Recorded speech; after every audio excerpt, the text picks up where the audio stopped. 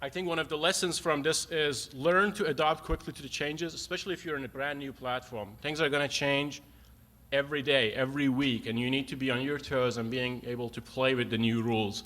But don't become overly dependent on those short-term advantages, because at the end of the day, if you're building a business that's going to be around 5, 10 years, those advantages are going to be gone. And if your business cannot survive without them, or you're not at least on the path to get to a place that you can survive without them, you're going to have major problems when those crutches are gone. Like Jeff from Smule was saying, if Apple's on the iTunes page, the feature area goes away, the T-Pain app doesn't die. It's great when it's there and they take full advantage of it to get maximum distribution, but the livelihood and the likelihood of that business doesn't depend on it.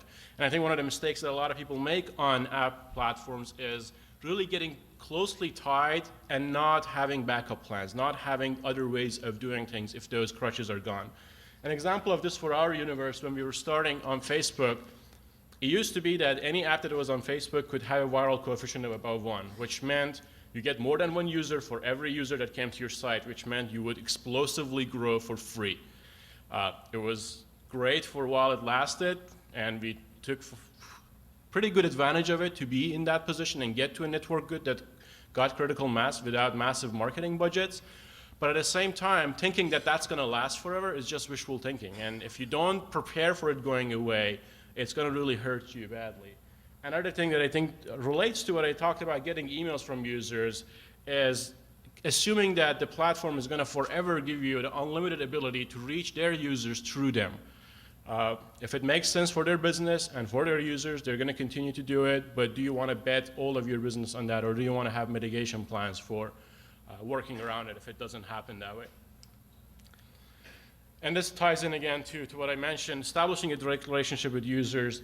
I really emphasize this because it often is overlooked by entrepreneurs. And it comes down to simple things like getting my email domain certified and clean so it doesn't go to junk mail and Hotmail. It sounds a lot simpler than it is, but those are simple things that if you don't do them, they're as cool as your idea is and as great as you are at viral marketing and everything else, at the end of the day, you're going to miss the boat when you have to reach your customer to give them a product offering, to bring them back to your site, to give them a value that they have paid for or they have come to expect from you. And like I said, a lot of times you're going to feel that this is slowing you down, but you need to look at the trade-off of paying the price of a slowdown in your viral growth in your acquisition funnel for the benefits that this might have for your business. Figuring out your economy is really important. I think that the panel previously really touched upon this. If you can't figure out how your lifetime value and acquisition costs relate to each other, in which direction they're moving, how you're moving the needle with these, you're really going to have a tough time after the honeymoon period is over, especially understanding what are the elements that play into this formula that you've come up for your business. Is it the crutch that I have from the platform that is making my business viable, or there's some underlying truth to the value prop that I'm giving my users and their willingness to pay for the product? Another angle on this is freemium the right answer? It's not for everything.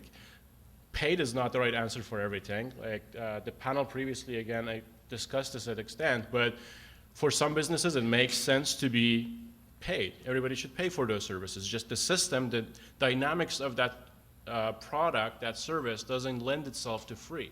For some services, you must be free. And sometimes you're in the middle. You can leverage both sides and take advantage of the goodness in both sides of the world and use the freemium model that a lot of you folks are trying or have tried it successfully. But finding what works, I think, is more important than just saying, okay, everybody's doing freemium, so this is the next hot thing, I gotta do freemium. That doesn't mean that your business is gonna lend itself to freemium. And I think that's an important distinction to figure out. I think this is the hardest problem to solve after finding something that's worth doing. To figuring out what business model can you slap around this that would sustain it, that would scale, that would become a viable business longer term. And I think I use some Stark works here, but if the math doesn't work out, the business is not going to survive. So that's, I think, one of the most important things for an entrepreneur to figure out is, can I make this math work? Can I have this system with all of the intricacies that it has and all the great ideas and great IP that I'm creating built into a business to be a long-lasting business on its own.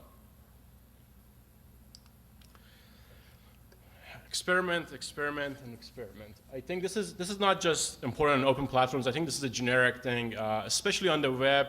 We have the luxury of doing experiments fast and quickly. And I really can't even imagine what my life would be if I was not in the web business and I was doing a product that had 12 months lead time or 2 years lead time to get to the customers and get feedback from them. But now, if you're in this business and you can do it, and if you're not doing it and you're not doing it a lot, you're really missing a lot of great opportunities that you can tap into. And these experiments can be as simple as, do I remove this field in this form to get more funnel throughput, to as hard as, should I ask my customers to pay? And believe it or not, for Zoosk, we did every single one of these experiments. We did it for whether or not to be free. When Zoosk launched, it was a free product. We transitioned to a freemium product with just subscription. Then we transitioned to a freemium product with subscription virtual currency. And every single one of these was done by testing and going to consumers and taking your control sample, your test sample, trying different things, optimizing, optimizing, optimizing. 9 out of 10 of your experiments are going to fail. I think it's important for your company and everybody in the team to understand that this should not become a discouragement. These experiments are meant to fail, but you're learning from these failures and you're finding that 1 out of 10 that makes a difference, and it really helps you to go leaps and bounds beyond what you were before. And the important thing on the web platforms especially is that you should try to do them cheaply and a quick turnaround. We have done experiments that were a couple of months long, but those are in the rarity. Usually we throw something out with the scale of the web and the number of users that we have. We get feedback in a couple of hours, we change it, we iterate, and in 3 days we found something that might work. Then you give it a little bit more time to bake it in, and then you expand your test sample so you find out it was not just a fluke. But you can do a lot of these. You can do it every day. If you go to Zoosk.com, every single day you're either in a control sample or you're in a test sample. And it has worked wonders for us. And I really highly recommend it, regardless of building on platforms or you're building just a desktop client or you're building on an iPhone.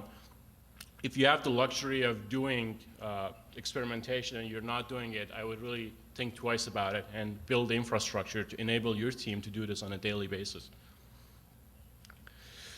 So with that, I wanted to share a graph because a lot of you guys might not have heard of us, and we're hoping to change that over the next couple of months. So that's the online dating industry graphs for the past couple of months. This is the data from ComScore, and the one with a heart on it is Zoosk, and Match.com and eHarmony are in there, and we have just surpassed Match.com. We're bouncing on and off with eHarmony.